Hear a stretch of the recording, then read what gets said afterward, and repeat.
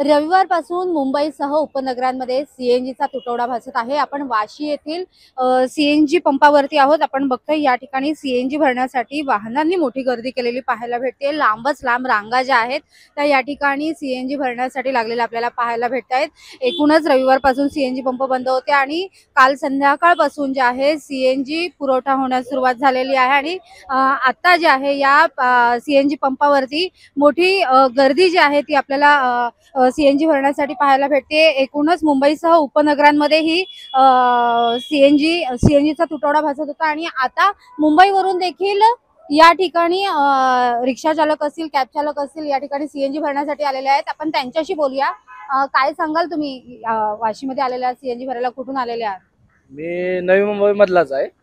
काल बघा परवा जसा 8 वाजता प्रकार झाला, आमचे सीएनजी कंप्लीट संपले होते, सगळे पंप बंद होते आणि रात्री असं 12 नंतर काल चालू झाले। पण आम्ही जेव्हा सकाळी लाईनीत थांबलो, मी कंप्लीट काल घनसोलीला गॅस भरला, 2.5 ते 3 तास वेटिंग करावी लागली आम्हाला। आणि आज सुद्धा बंद झालेत कोपरखेरण्यात, काही ठिकाणी आणखी ठिकाणी बंद झालेत। त्रास होतो या, पण आता काही पर्याय नाही आम्हाला। नक्कीच आणखीन काही रिक्षा चालक आहे, आपण त्यांच्याशी बोलूया। तुम्ही काय सांगाल, कुठून आलेले आहात? काय नागपूर आलोय, तिथले पण लाईनी भरपूर झाल्या, रांगे वाढलेल्या आहेत। आता इथे सध्याला आलो कोपरला, ते कोपरीला पण तिथं पण पंप आम्हाला लोकांना बंद भेटला। आता इथं आलो, कम से कम 2 तास झालेत।